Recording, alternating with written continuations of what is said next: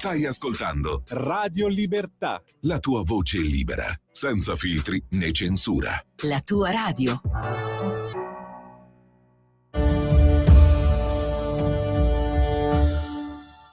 Ciao a tutti, bentornati alla Cittadella, io sono Matt Kerus, con me è presente anche Francesco Borgonovo. Dopo la cattura del presidente del Venezuela, Maduro, sotto ordini di Trump, i venezuelani festeggiano tra le strade della nazione, sono felici per la fine di un'era dittatoriale. Però in Italia, ma anche in Europa, si respira un'aria che è ben diversa, il clima è opposto. Gran parte dei media mainstream e dei movimenti di sinistra sono scesi in piazza per gridare allo scandalo. Infatti per loro non si parla di arresto di Maduro, ma di sequestro.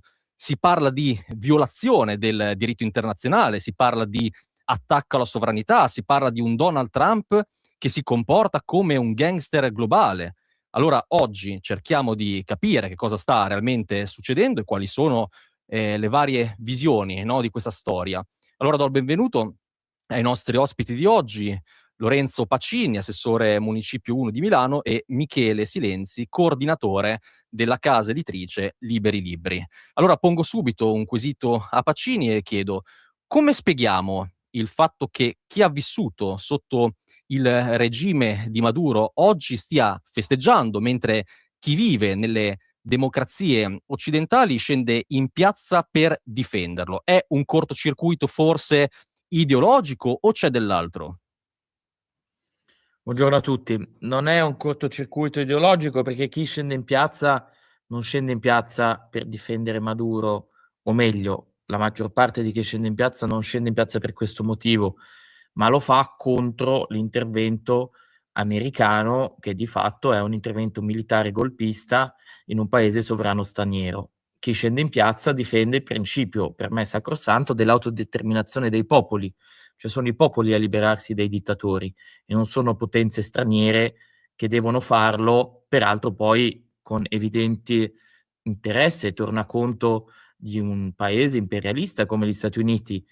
Lo vediamo, notizia di oggi, che tra i 30 e i 50 milioni di barili, ripeto, 30, 50 milioni di barili di petrolio venezuelano verranno consegnati agli Stati Uniti come, non lo so, riscatto o qualche tipo di pedaggio che devono pagare verso il dominatore americano. Per cui è questo il motivo per cui si scende in piazza. Poi io penso che gli unici a decidere se Maduro sia un dittatore o meno, se Maduro andava cacciato, se Maduro andava rovesciato, se Maduro doveva continuare a governare, erano e rimangono i venezuelani in patria e i venezuelani all'estero. Certo che è molto complicata così, però è così che dovrebbe funzionare. Non sono i paesi stranieri, soprattutto quando sono forze imperialiste, a decidere chi governa paesi sovrani come il Venezuela. Credo che sia però un po' difficile che, insomma, un popolo sotto dittatura possa rispondere in modo autonomo. Io vorrei però sentire anche la posizione di Silenzi in merito alla questione. Sì, no, è affascinante quello che abbiamo appena ascoltato, perché è un po' una sintesi molto interessante del modo in cui funziona un po' diciamo, non la sinistra, che non significa niente, ma il progressismo idealista occidentale.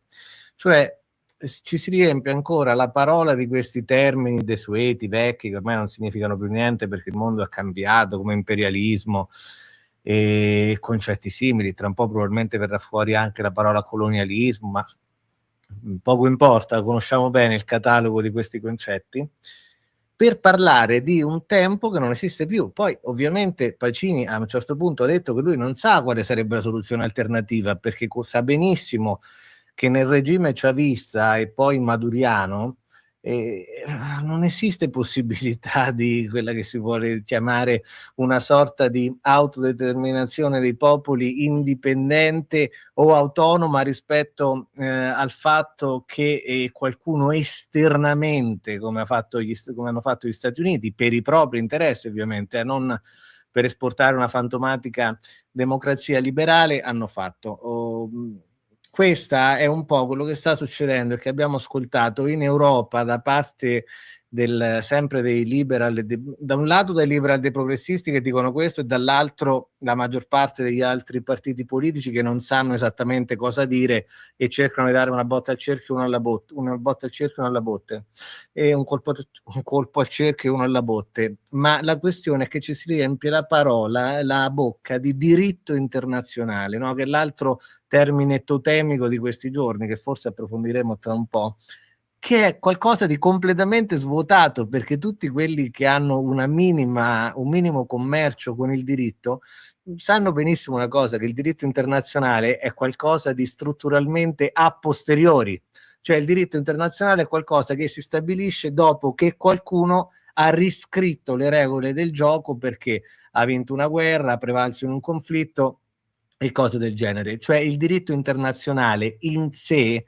non è un risolutore di controversie, ma è semplicemente una certificazione di che cosa? Di chi vince e di chi perde. L'azione che è stata fatta dagli Stati Uniti in Venezuela non è niente altro che la certificazione del fatto che quello che io chiamerei con il testo più illuminante che andrebbe riletto in questi giorni, cioè il Nomos della Terra di Carl Schmitt, ci troviamo di fronte ad una riscrittura del nomos della terra attuale, che non significa semplicemente la legge della terra, ma significa l'ordinamento, la struttura in cui è organizzato il mondo contemporaneo. Come Carl Schmitt ha scritto il nomos della terra nel 1950, dopo la seconda guerra mondiale, oggi non siamo pronti a riscrivere un nuovo nomos della terra, perché non c'è stato ancora un evento sufficientemente globale e traumatico per poterlo fare, ma sembra che stiamo entrando in un momento alla cui conclusione, che sarà chissà quanto, tra 5 anni, tra 10 anni, tra 20 anni, bisognerà riscrivere le regole del gioco di nuovo. Ecco, questa mi sembra la fotografia della situazione attuale. Il resto è idealismo, il resto è idealismo.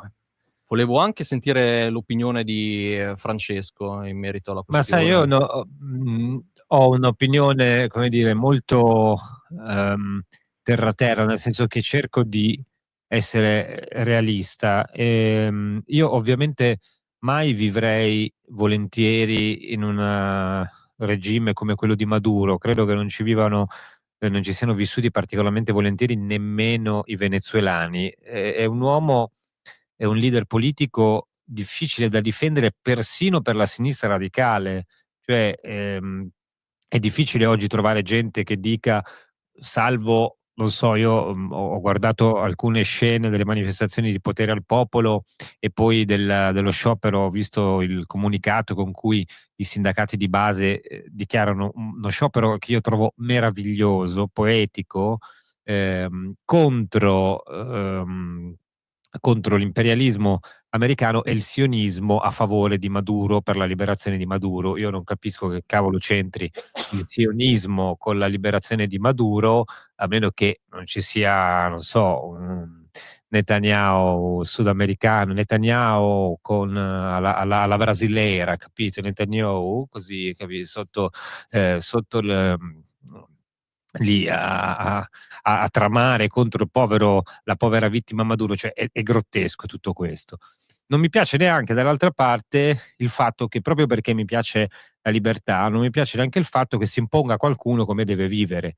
E però c'è un problema, e c'è un problema che è il seguente, cioè che da che mondo è mondo, io non penso nemmeno che il diritto internazionale si stabilisca a posteriori. Io penso che il diritto internazionale sia una meravigliosa finzione in cui così noi occidentali ci immergiamo per far tornare i conti, per fare pace con la coscienza. Cioè, noi ci mettiamo lì e diciamo, vabbè, c'è questa cosa bellissima chiamata diritto internazionale di cui tutti si fottono allegramente. Cioè, se ne fottono proprio alla grandissima. Se ne frega Putin, se ne frega la Cina, se ne fregano gli Stati Uniti, credo da quando esistono più o meno, se ne fregano tutti gli altri e, come dire, quelli che non lo fanno, io credo che richiamarsi al diritto internazionale sia una specie di invidia del pene.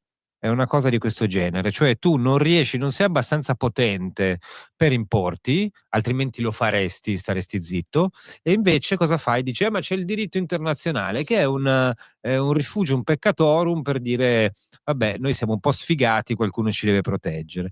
E quindi le cose si fanno così, cioè gli Stati Uniti hanno fatto così nella seconda guerra mondiale, hanno fatto così in Sud America per tutto il secondo dopoguerra, e hanno fatto così i francesi, hanno fatto così gli inglesi, hanno fatto così persino, credo, gli ittiti quando scendevano con le armi in ferro. E perché, Per però cui- perché solo oggi allora hanno tirato fuori questo diritto internazionale? Perché ma mi no, pare ma anche di questo diritto capire che internazionale si tira fuori matto ogni sistematicamente dici? volta, cioè ogni volta che c'è un interesse, no? Perché poi non si vedono, cioè anche questa cosa, c'è il golpe, ripeto, a me non piace il golpe, cioè mi dà molto fastidio, però noto, e lo dico a Pacini, io non penso che anche nel Partito Democratico, di cui lui è illustre rappresentante, abbiano una passione per Maduro. Penso però che, come sempre, ci sia un po' di cattiva coscienza nell'utilizzare a destra e a sinistra la politica internazionale per fare politica in Italia. Cioè la CGIL che perde un po' di consensi a sinistra perché quest'anno i sindacati di base si sono fatti molto notare, allora fa lo sciopero per Maduro e si fa dare lezioni di vita dagli esuli venezuelani che dicono, che cercano di spiegare ai sindacalisti della CGIL che diamine stiano facendo. Si fa tutta questa polemica perché c'è Trump, no? Perché c'è Trump e allora Trump è cattivo, è amico della Meloni, quindi si attacca la Meloni dicendole, vedi, tu stai col golpista. E dall'altra parte si dice, vedi, voi state con invece il dittatore. Tutto questo, ai fini della storia, non rileva, ai fini di quello che fanno gli Stati Uniti non rileva. Quello che dobbiamo fare, dirci oggi, è che gli Stati Uniti sono tornati più esplicitamente interventisti, cosa che non hanno in realtà mai smesso di essere, se non in alcuni momenti con Biden, quando se ne sono andati dall'Afghanistan, ad esempio, lasciando lì armi e bagagli e amici, e anche gente che avevano coinvolto e messo in cattiva luce con i talebani. E poi c'è un sistema molto chiaro di come funzionano le cose del mondo. E finisco dicendo questo: mi fa ridere che la sinistra, appunto, che si indigna per il golpe, sia poi quella che, come dire, è una specie di, io li ho definiti golpisti della democrazia, cioè sono quelli che vogliono attuare un golpe permanente, un colpo di Stato permanente sulle nostre vite. Sono quelli che ci dicono come dobbiamo parlare, come dobbiamo vestirci, come dobbiamo mangiare, che macchina dobbiamo avere, a quale temperatura dobbiamo tenere il termosifone d'inverno per non fare emissioni. Allora, quella roba lì ha la stessa radice culturale e ideologica del golpe, cioè io ho la verità, io comando e vengo a insegnarti come vivere. Se non altro il golpe di Trump è un po' più onesto, perché Trump non dice nemmeno vengo a portarvi la democrazia, dice faccio quello che mi pare perché posso farlo. Così funziona il E mondo, forse, no? forse è proprio su questo che però Pacini non è d'accordo, no? Cioè il poter fare quello che si vuole. Sì, ma lo capisco, Ma però anche, vedi, anche io, cioè le cose di fronte alla realtà sono due, no? Cioè quando c'è una realtà di fronte si può scegliere due cose, cioè si può accettare la realtà e regolarsi di conseguenza, oppure si può aspettare che la realtà si modifichi per venire incontro ai nostri desideri. Ora, di solito la seconda cosa non accade, accade la ma prima, cioè infatti che Ma infatti io sono molto più favorevole alla prima opzione e quello che ho detto in apertura penso che sia abbastanza coerente. Poi vabbè, la riflessione sui piccoli golpe quotidiani sull'individuo, mhmm, non la condivido se non dicendo che, il limite alla libertà dell'individuo, afferma il benessere della collettività e io preferisco che ci sia il benessere della collettività, perché poi di conseguenza fa stare meglio gli individui rispetto che a Michele una Silenzi in questo momento sta morendo dentro, credo. no, Quando hai detto ma va in bene, nome della l'importante è preferisco la muoia dentro. collettività, ha avuto c'è No, un ma io sono molto schietto, come mi avrete imparato a conoscere, quindi, è quello secondo me il principio tra, l'opposizione del benessere collettivo a il fantomatico, lo chiamo io, benessere individuale.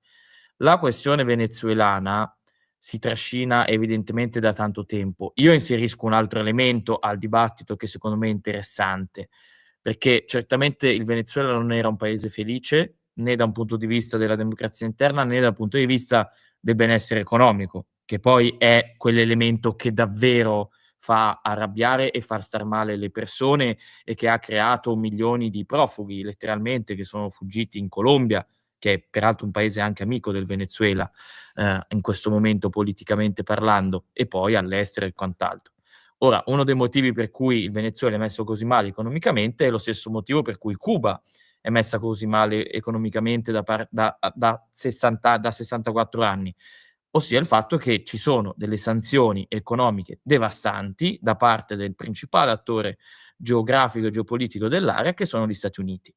Quindi bisogna essere, come dire, oggettivi nel riconoscere che gli Stati Uniti intervengono a risolvere dal loro punto di vista una situazione drammatica anche dal punto di vista economico di un paese, quando buona parte della causa sono stati esattamente loro. E secondo me questa cosa completa in realtà tutti i discorsi che avete fatto, perché non è che ci troviamo tanto in disaccordo rispetto all'analisi. Anch'io sono convinto che l'appellarsi al diritto internazionale, per quanto interessante e di buoni propositi, non porta assolutamente a nulla e non serve assolutamente a nulla, perché il diritto internazionale sì, vale per quando si parla di paesi, come dire, minori, no, poi quando ci sono in gioco le grandi potenze, il diritto internazionale è qualcosa che non esiste. Il ministro Tajani è stato in realtà onesto nel dire conta fino a un certo punto, poi vabbè l'ha detto in un modo così quasi un po' ridicolo, però lui ha detto una cosa vera: il diritto internazionale conta fino a un certo punto, anzi conta molto poco. Il ragionamento che io farei è: ma possibile che la destra in questo paese, pur di dire alla sinistra: "Ah, state rosicando perché c'è uno di sinistra che viene arrestato in Venezuela", si accoda in questo modo a, di fatto, l'imperialismo, poi Silenzi mi darà dell'anacronistico, però di fatto questo è, chiamalo come vuoi, ma questo è all'imperialismo americano? Cioè noi dobbiamo arrivare, il governo italiano deve arrivare a dichiarare legittimo l'intervento degli Stati Uniti? Cioè io capisco che si prendano un po' in giro quelli che si appellano al diritto internazionale, però ragazzi qui abbiamo un governo che si appella al diritto internazionale per dire che gli Stati Uniti hanno ragione, cioè però siamo mi permetto, alla doppia presa in mi giro. permetto, poi sul benessere collettivo e il resto magari risponde Michele Silenzi, si vuole, anche su tutto il resto. Però io mi chiedo realisticamente, che cosa dovrebbe fare? Cioè, mettiamola così: se il Partito Democratico fosse al governo e ci fosse un ministro degli esteri che non si chiama Tajani, ma si chiama, non so, Peppe Provenzano. Ora, davvero Peppe Provenzano può permettersi di dire in questa fase, partendo dal presupposto che i colpi di Stato sono sempre quelli degli altri, no? E quando li fanno gli amici sono così simpatiche scampagnate, ma non mi sfugge, no, che c'è un filo di ipocrisia anche a destra, perché comunque chi è sovranista dovrebbe poi riconoscere la sovranità degli stati. Secondo me le due cose stanno insieme, cioè tu hai la libertà di autodeterminarti e io non devo venire a violarla in alcun modo. Però che cosa fa un ministro degli esteri italiano in questo caso? Cioè, cosa dovrebbe dire? Dovrebbe dire condanno, guarda, sì, sono parole vuote, Potrebbe anche forse non si dire possono niente. persino dire, ma c'è un realismo politico che porta a fare altro. E ripeto, non è, è un po' meno ipocrita invece dire, notare, non per prendere in giro la sinistra, che non chi se ne frega, però sentirmi dire da quelli che hanno approvato l'interventismo europeo e la guerra di Libia e i bombardamenti sulla Siria e il golpe bianco, diciamo così, quando c'era Berlusconi, perché tutto andava bene purché si levasse dalle scatole. Ecco, che mi facciano la morale questi, mi dà un po' fastidio. Cioè, io posso, dalla mia posizione, onestamente dire, cari amici della destra, come persino ha detto Matteo Salvini, peraltro, non mi piace molto l'imperialismo, ognuno sta a casa propria che è meglio, io sono isolazionista persino nel mio pianerottolo, cioè secondo me uno non dovrebbe, meno esce di casa meglio è, e se esce si esce in beata solitudine nei boschi a godere delle bellezze della natura, se lo può, con attenzione, perché poi gli portano via i figli, ma capito, dai, che avreste fatto? Cioè, il Pacini ministro degli esteri, che avrebbe fatto? Allora, Pacini ministro degli esteri, se fosse stato di questo governo, non avrei detto assolutamente niente e avrei proferito un bel no comment da questo punto di vista. Di un governo diverso, comunque meno allineato, ma poi non per forza nemico degli Stati Uniti, perché parliamoci chiaramente, in questo momento non si può essere nemici degli Stati Uniti, anche volendo. Se governi un paese come l'Italia, ci sono 50.000 soldati americani in questo momento nelle caserme americane sul territorio italiano, quindi forse sono 10.000, non 50.000, scusate, però insomma di questo stiamo parlando. Avrei detto che non è accettabile questo tipo di interventi, come una dichiarazione diplomatica, un po' come sta facendo in questo momento, e mi sembra il minimo, nei confronti della questione della Groenlandia. Poi, come finirà in Groenlandia, non finirà tanto diversamente da come finirà in Venezuela. In Venezuela saranno più brutali, ma poi in Groenlandia il patto commerciale che ci sarà con gli Stati Uniti sarà che avranno le basi militari, decideranno quali navi attraccano e quali no, e sostanzialmente sarà un avamposto colonialista, così Silenzi sarebbe di nuovo, degli Stati Uniti diciamo non in Liberando Europa finalmente la continentale, ma Groenlandia dall'intollerabile dittatura di Babbo Natale, il quale, come è noto, schiavizza la popolazione autoctona, cioè gli elfi della Groenlandia e le renne, per piegarli alla produzione fordista, direi, di regali di Natale, no? Tutto chiaro, poi ovviamente sotto la maschera del rosso per ingannare, per esatto. ingannare gli altri. Questo, Michele Silenzi. Ma allora, arrivo alla Groenlandia, ma due cose che ho sentito che sono straordinarie su Cuba e sul Venezuela. Abbiamo scoperto che Cuba e il Venezuela sono nelle condizioni economiche in cui si trovano per via delle sanzioni americane. Quindi non è che quindi immagino che anche l'Unione Sovietica sia fallita per via dell'embargo americano. Cioè, due sistemi strutturalmente socialisti fallimentari, uno perché è basato sul nulla, se non sul turismo, cioè perché anche l'industria della canna da zucchero è praticamente completamente saltata per aria a Cuba, e che vive di fatto con le mazzette, diciamo, o gli aiuti petroliferi sostanzialmente gratuiti del Venezuela. E il Venezuela, che era il paese più ricco del Sud America, sono falliti per via delle pressioni degli Stati Uniti e non per via dei loro sistemi socialisti strutturalmente fallimentari e stracorrotti. Cioè, affascinante, no? Cioè, se uno va a vedere gli esiti della industria petrolifera venezuelana, sono riusciti a distruggerla completamente. Oggi pompano 1 milione di barili al giorno in Venezuela, cioè nulla. È come se l'industria petrolifera fosse completamente inesistente, nonostante abbiano i principali giacimenti petroliferi conosciuti al mondo. Cioè, qualcosa di straordinario, no? Però a causa delle sanzioni americane non riescono a sfruttarle. Siamo alla geopolitica del sogno, dell'utopia, del fatto che non si riesce ad ammettere che determinati regimi tipici, in particolare del Sud America, sono di per sé stessi fallimentari. Noto invece con piacere che Pacini di fatto avrebbe fatto lo stesso di Tajani, indipendentemente dal governo in cui si trova. Bagno di realismo, quindi.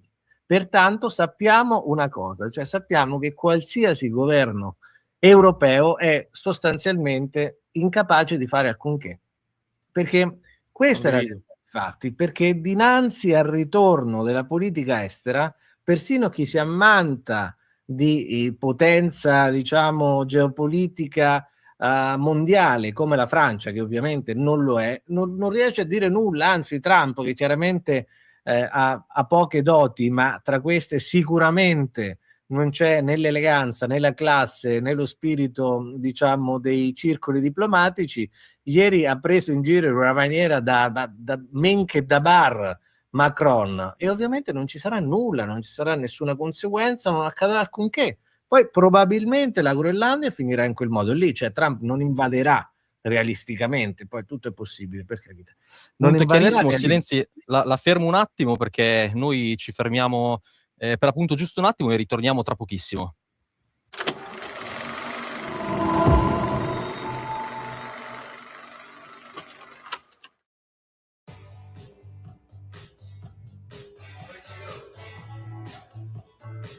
Come on. You stole my numbers. You stole my codes. You took my keys. You nicked my phone. Seduced my landlord. Broke in my home. Don't get excited. Why don't you leave me alone? You think I'm messing up, messing up, messing up all for you. You think I'm messing up, messing up, messing up all for you. You think I'm really, really, really gonna really make your dreams come true. Yeah, you say you really, really, really, really wanna have a trip. Oh, share my photos with all your friends. You put down out there, but it don't make no sense. Oh, I said I'm sorry. I thought I ended bad. You came to the right place, baby, at the wrong time. It's kinda sad. You think I'm messing up, messing up, messing up all for you, all for you. You think I'm messing up, messing up, messing up all for you. You think I'm dressing up, dressing up, dressing up all for you. Say you really, really, really, I really wanna have a trip. Yeah, yeah, you say you really, really, really, I really wanna have a trip. Yeah, come on. We wanna hear it. We wanna hear it. We wanna hear it, baby. We wanna hear it. We wanna hear it. We wanna hear it, baby. Yeah. You asked the question, and I won't lie. Ain't gonna mess it up, mess it up, mess it up all for you. Ain't gonna mess it up, really make your dreams come true.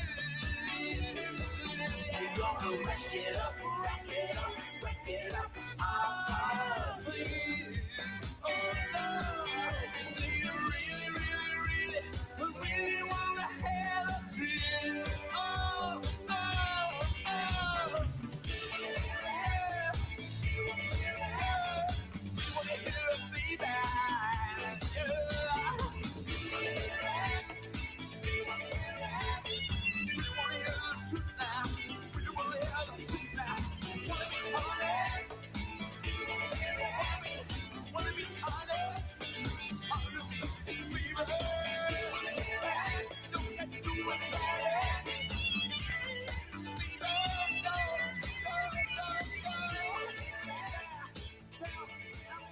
Tell the truth. Tell the truth.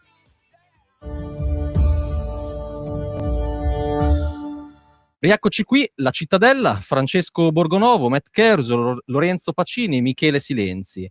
Silenzi avevo interrotta, ma può proseguire nella risposta? Sì, grazie. No, dicevo che probabilmente Trump, poi tutto è possibile, non invaderà la Groenlandia, ma giustamente, secondo me, in un momento in cui salta completamente il rispetto del, mettiamo così come ho accennato prima, del nomos della terra precedente, nel momento in cui questi mitici cambiamenti climatici attraverso cui l'Europa è riuscita ad autodistruggere, cioè non è che l'Europa si è distrutta a causa del fatto che il Danubio ha invaso completamente il centro dell'Europa, o l'Italia è stata sommersa dall'innalzamento dei mari, o la Danimarca si è staccata dalla Germania divenendo un'isola perché il Mar Baltico è aumentato. No, tutto questo non è successo. Tutto questo non è successo. In compenso, il cambiamento climatico ha generato il Green Deal. Il Green Deal ha generato la distruzione di buona parte dell'industria manifatturiera europea di alto livello, nella fattispecie l'industria dell'automotive, in cui l'Europa era un'eccellenza nel mondo. Tuttavia c'è stato un leggero scioglimento nei ghiacci artici. Questo comporta l'apertura di rotte che possono essere preda dei russi, che possono essere preda dei cinesi, e che gli europei autonomamente non riescono a tutelare, a tenere sotto controllo come gli americani vorrebbero. Quindi che succede in questo momento in cui l'Europa è sostanzialmente incapace a tutto? Cioè l'Europa in questo momento fa una cosa che secondo me è affascinante, cioè cerca disperatamente di difendere la propria impotenza. Questo cerca di fare. Non riesce ad essere abbastanza potente, quindi cerca attraverso questi summit fantomatici come il summit dei volenterosi. In realtà non hanno deciso nulla nella sostanza. Sì, una questo cosa è meraviglioso, si trovano per fare delle dichiarazioni alla stampa. È meraviglioso, Cioè, questo è meraviglioso. e questo, cioè, è il diritto internazionale, il diritto internazionale è il diritto di dire cretinate ai giornali, cioè è questo, perché tu poi, questa non è una cosa di oggi, perché se l'Europa esistesse avrebbe fatto secondo me ben altre scelte in altri anni, cioè se uno vuole legittimamente opporsi come dire, nello scontro globale, no? Alla grande potenza di mare, mettiamola così, per usare i termini di Carl Schmitt, agli Stati Uniti divenuti potenza di mare, anche se poi si potrebbe discutere a lungo, però da potenza di terra che avrebbe dovuto fare? Avrebbe dovuto fare un'apertura alla Russia molti anni fa, unirsi con coloro che avevano le risorse energetiche, come è stato fatto, cioè come avevano pensato per altri leader precedenti. Il boom della Germania è questa roba qui, cioè noi abbiamo le industrie, quelli hanno il gas, che facciamo? Ci mettiamo insieme, facciamo un rapporto e comandiamo, facciamo quello che vogliamo. Scusate, qui mi allaccio all'altro tema che vorrei trattare. Ricordo, a proposito di diritto internazionale, che quando c'era un leader in Germania, dopo il 45 ovviamente, mi sto riferendo a quelli presentabili, diciamo così, e citabili, però una signora che si chiamava Angela Merkel, che con tutto il fastidio che mi ha arrecato, anche umanamente, ma proprio a livello di così estetico, però aveva capito molto bene una cosa, che appunto la politica si fa con la forza. Se tu sei la prima potenza industriale d'Europa e hai il gas a basso costo, allora puoi anche comandare. E loro hanno comandato a dispetto di tutti i trattati. Ricordo che la signora Merkel cosa fece? A un certo punto, di fronte a un'emergenza migratoria, fece in modo di stringere degli accordi con la Turchia, che pagammo noi anche, cioè tutta l'Europa, per fermare i flussi migratori. Ci costò qualche miliardo. Ora, quella era una roba che non stava scritta da nessuna parte, in nessun diritto internazionale, era pagare uno che non è esattamente un democratico per chiudere le frontiere e tenersi la gente nei campi in condizioni, diciamo così, abbastanza inquietanti. Questo mi permette, questo secondo me rimarca il fatto che la politica si fa con la forza, che ci piaccia o meno, oppure con l'astuzia. Se tu non hai né la forza né l'astuzia e ti fingi forte e intelligente, finisci male, come stiamo finendo male noi. Però ci apre l'altro capitolo, caro Matt, che è quello dell'immigrazione, sul quale vi voglio, e faccio un assist a Pacini perché qua ha delle autostrade per attaccare, se vuole, il governo, anche se non credo che sia unica responsabilità del governo. Però ci sono almeno due temi. A Milano è stata aggredita e ammazzata nel cortile di casa, probabilmente da un peruviano immigrato irregolare da una decina d'anni, entrato in Italia nel 2017, nel 2019 è diventato clandestino e qui è rimasto nonostante ben 2 decreti di espulsione del prefetto di Milano, uno dei quali con accompagnamento coatto alla frontiera. Ha continuato a delinquere, precedenti per violenza sessuale, e questo è un caso. Poi c'è un altro caso incredibile di un signore croato che a un certo punto una bella sera decide di ammazzare a coltellate, ovviamente presunto assassino per carità, però diciamo fortemente sospettato, poi si dà alla fuga anche lì, prima a Milano, poi nel Bresciano, lo pigliano a Desenzano del Garda. Questo signore, anche lui aveva un ordine, è croato, quindi non può essere, diciamo, espulso, però esiste un altro strumento che è quello dell'ordine di allontanamento, che vale nell'Unione Europea, cioè non si riesce a rimpatriare nemmeno all'interno dell'Unione Europea. Ci sono altri casi, tra cui altri, insomma, poliziotti accoltellati in giro per l'Italia, cose di questo genere. Ora, è vero che sono diminuiti gli sbarchi, questo è vero, però c'è ancora un problema di immigrazione grande come una casa. Io continuo a pensare che anche qui tutte queste belle cose, belle teorie sul diritto e sui diritti, no, degli immigrati, tutta questa grande attenzione, poi alla fine che cosa provocano? Provocano il fatto che tra cavilli, corsi, ricorsi, e una volta il passaporto che è scaduto, un'altra volta l'inidonità a stare nel CPR, un'altra volta un altro motivo, alla fine quelli che devono essere espulsi restano qui.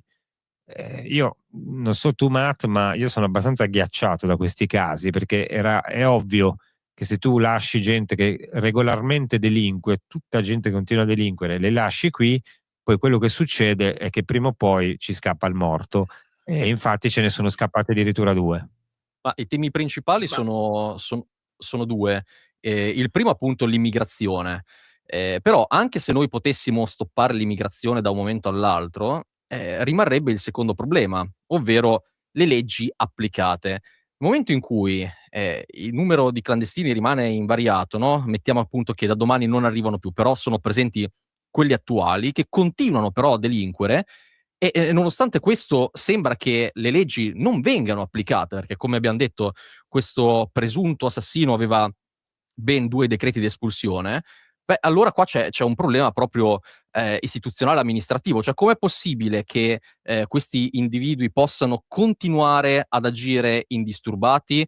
Cioè, va bene, possiamo anche, insomma, discutere sul continuare a farli arrivare, anche se io, come ben sapete, sarei per la reimigrazione totale, però, insomma, facciamoli arrivare, ma mettiamo anche in atto però delle leggi serie. Allora, se questo personaggio commette dei reati, ma cavolo, com'è possibile continuare a lasciarlo libero e indisturbato nell'agire di nuovo? Anche perché, insomma, quello che il peruviano, il potenziale assassino peruviano che ha ucciso la ragazza nel cortile avrebbe comunque compiuto violenze sessuali ad altre donne prima della ragazza uccisa. Quindi per me è un fatto assolutamente brutale e crudele. Sembra che ad oggi ci sia un disinteresse anche nel trovare una vera soluzione, forse per paura di essere additati come razzisti, no, io penso questo. Pacini.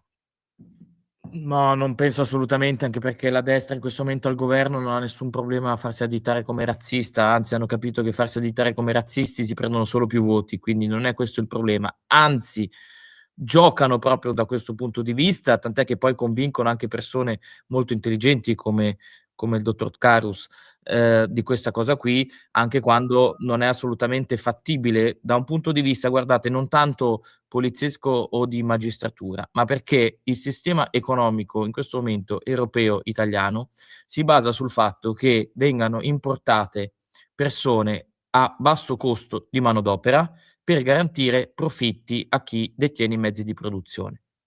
Quindi la destra, da questo punto di vista, intesa come blocco sociale, ok?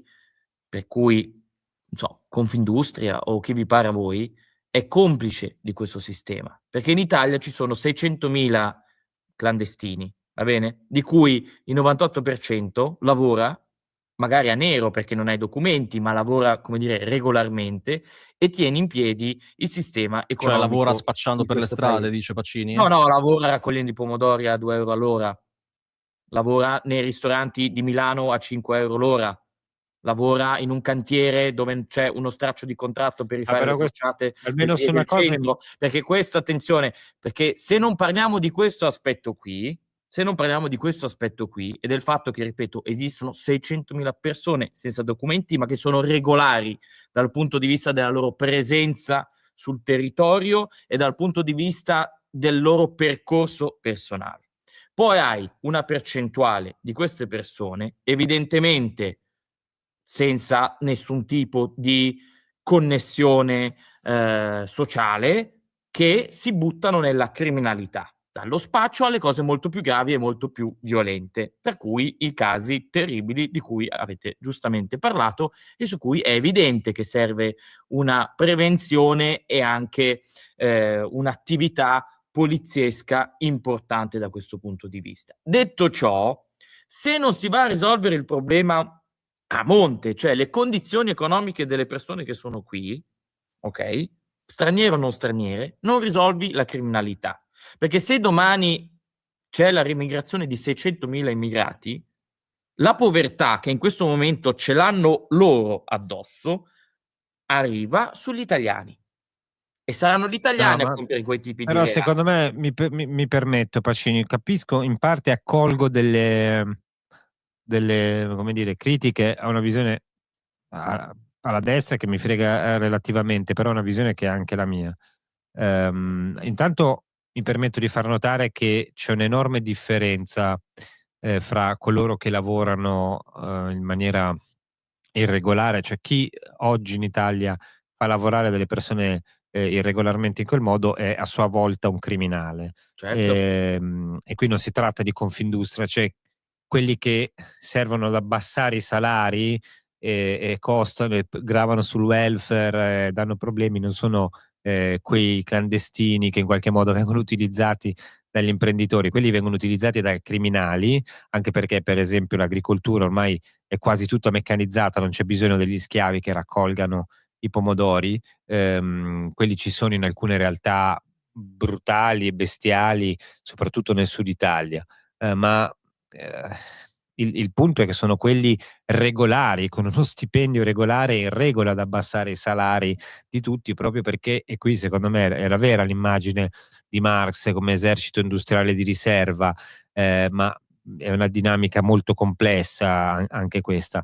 Il punto è, io sono d'accordo che bisogna risolvere il problema alla radice, ma risolvere il problema alla radice per me significa due cose. Primo, che non entra più nessuno, e secondo che si fa la remigrazione di quelli che sono qui, che non è l'espulsione, è proprio la remigrazione.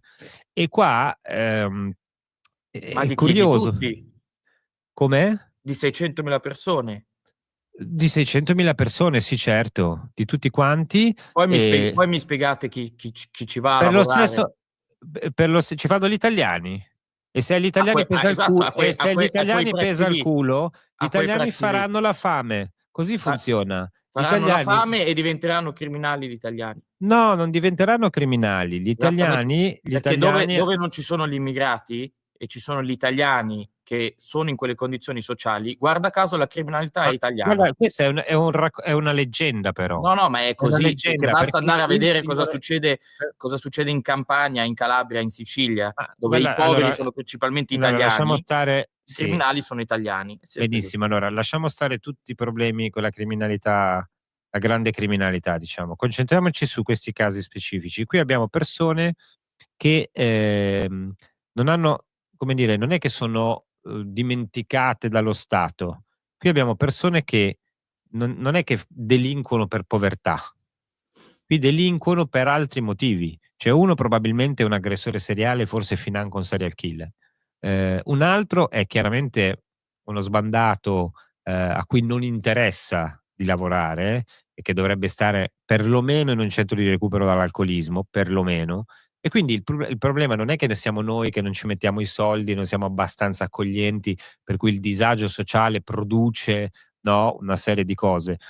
Tra l'altro l'Italia è un paese in realtà particolarmente accogliente, che spende un sacco di soldi nelle strutture pubbliche dove queste persone vengono accolte, e a grande parte si dà la possibilità, infatti lo fanno, di lavorare, integrarsi, andare avanti. Io penso che la remigrazione serva per un motivo, perché proprio per il motivo di cui sopra, e qui c'è un po', noto una contraddizione, se dobbiamo difendere la sovranità e l'indipendenza e la libertà dei popoli e non dobbiamo farci gli affari degli altri, e allora uno deve essere liberissimo di stare a casa propria e far crescere come meglio decide la sua nazione. E per me così funziona la libertà. Cioè tu stai a casa tua, nella tua nazione, poi se ti vuoi spostare lo fai alle condizioni che decido io, nel senso che io qui sono il padrone di casa, questa è la mia proprietà, e se tu stai a casa tua la gestisci come vuoi.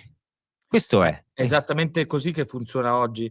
Cioè il No, non funziona problema così. Oggi funziona no, ma il che problema si dice che è l'Occidente è responsabile di non si sa bene. l'immigrazione clandestina conviene a non semplicemente i criminali, certo anche a loro, ma conviene a apparati sistemici economici di un paese come l'Italia e di un paese come la Germania, di un paese come la Francia, in generale dell'Europa. E questo è il problema, perché se no si impedirebbero non solo gli sbarchi, che è più difficile e più inumano, ma si impedirebbero gli imbarchi, cioè le partenze Ma degli immigrati non clandestini, si e possono sarebbe impedire regolare attraverso dei flussi migratori regolari, che come esistono peraltro e sono già avviene regolari, solo che tu che appena esistono. e qui entra il problema, perché appena tu provi a cacciare qualcuno, interviene la Corte Europea dei Diritti dell'Uomo, il tribunale di questo, il giudice che ti dice che non lo puoi portare in Albania, che comunque secondo me non è una Ma soluzione. certo. Se chiudi i porti o comunque fai una norma più restrittiva, finisci a processo. Se metti uno in un CPR, arriva un giudice che dice che quello deve uscire perché il CPR è brutto. Oh, ragazzi, cioè, a me non Ma questo è piacciono lo le Stato di gale. diritto però. Questo è lo Voi stato di mettete in però è lo stato di discussione diritto che vale più per qualcuno che per gli altri, perché in uno stato di diritto è garantita anche il fatto che un cittadino possa muoversi liberamente per una città, no, cosa che però adesso per esempio a Milano non attenzione, avviene. perché in caso qui non sono le leggi che non funzionano, è l'applicazione delle leggi che non No, funziona. sono anche le leggi che non funzionano e che No, sono eccessivamente, però secondo come me in No, questo diceva allora, in introduzione, il tema che ci sono delle leggi che prevedevano delle cose rispetto ai 2 casi citati, semplicemente non sono state applicate. E allora è un altro guardate, problema, non mi è lo sembra, Stato di diritto il mi problema, è sembra che ci sia l'applicazione una del cosa che diritto. manchi profondamente nel discorso che vabbè, adesso non voglio dire Pacini, nel discorso che porta avanti un certo tipo di orizzonte culturale. Cioè, si riduce il fenomeno dell'immigrazione e della relazione tra territorio in cui arriva un flusso migratorio e il flusso migratorio di disallineamento culturale, sociale, religioso profondo. Allora, questa cosa qui Non è un c'entra niente problema sta cosa. di enorme Non rilevanza, c'entra cioè voler ridurre il fenomeno delle migrazioni semplicemente al fenomeno economico è la solita balla economicista della sinistra o del neomarxista Pacini e di tutti quelli, molti in abbondanza, che la pensano come lui. Cioè lei dice che è una visione Ma non è una ristretta di questione vedere la dinamica? culturale. Ma non è una questione culturale. Non è una questione culturale, Ma quindi certo che lascia no. perdere sempre la questione del Mara. Quindi secondo te esiste una questione di natura esclusivamente economico-sociale che non ha Certo. nessuna relazione con la propria Certo. estrazione culturale e religiosa?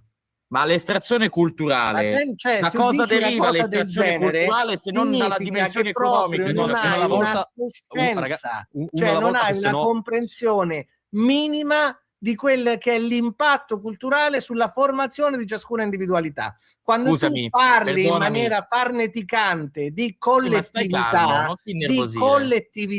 di collettività, Ah, ecco, lei è non innervosito da prima. capisci che cosa è una collettività.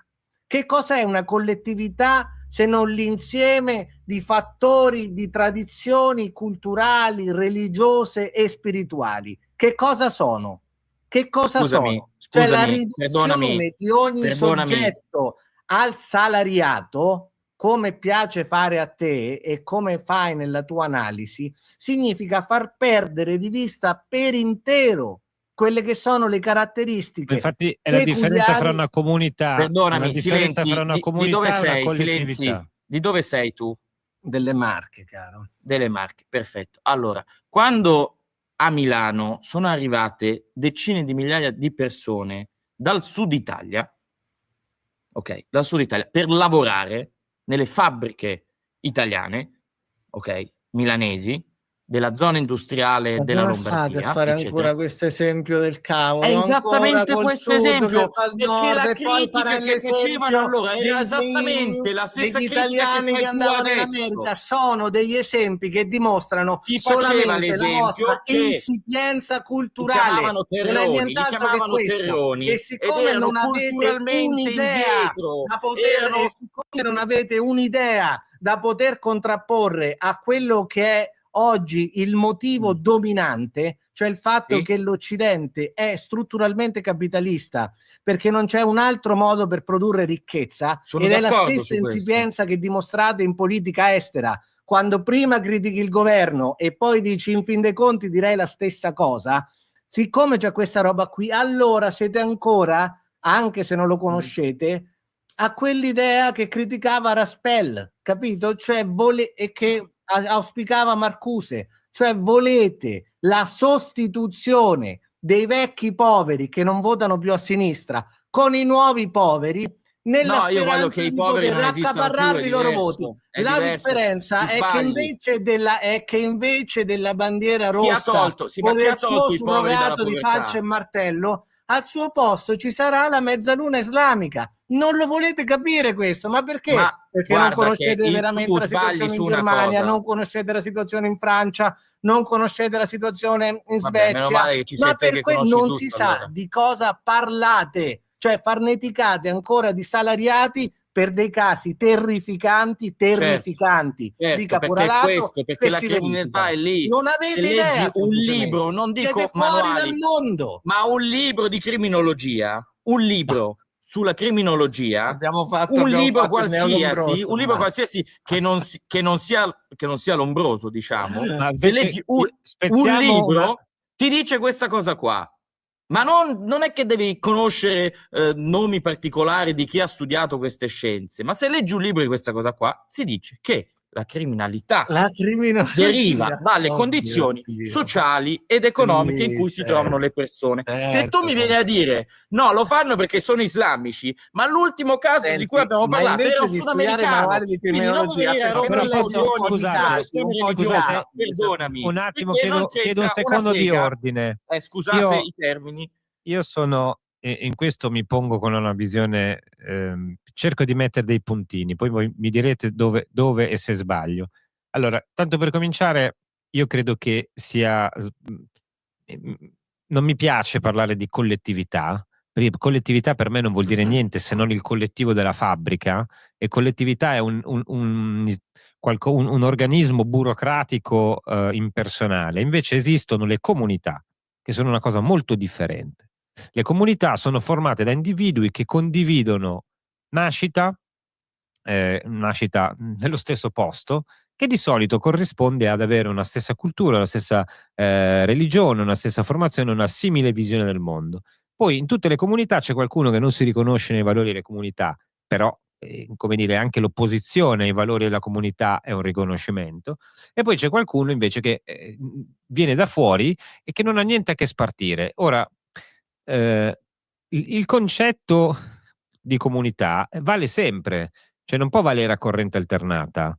Cioè, se noi diciamo che uno diventa delinquente, e questo era Lombroso, io qualche testo di criminologia l'ho letto, questo era Lombroso, l'uomo delinquente, esattamente questo.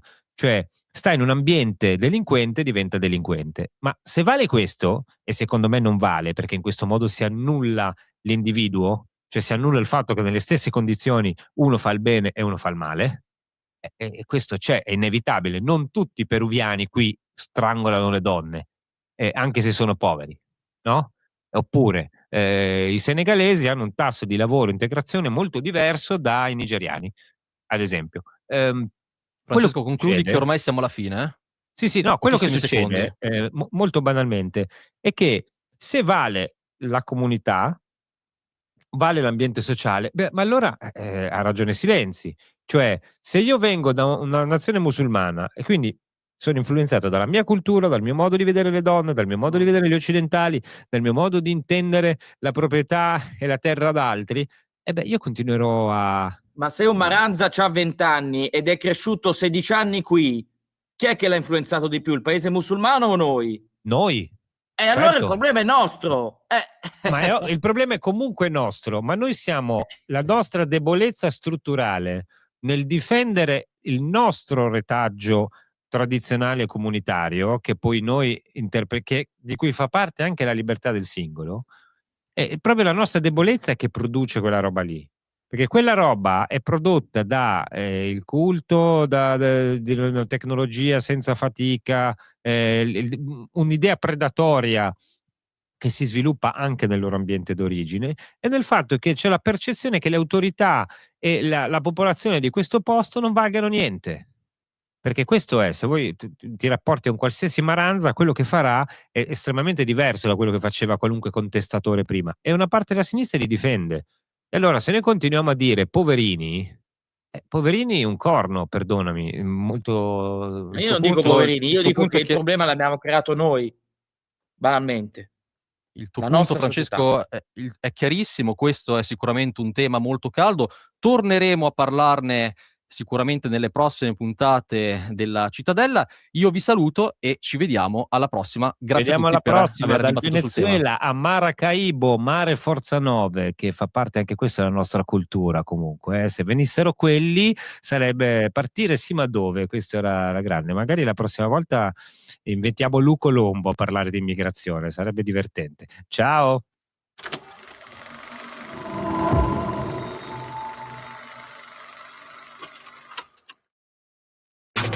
Stai ascoltando Radio Libertà. la tua voce libera, senza filtri né censura. La tua radio.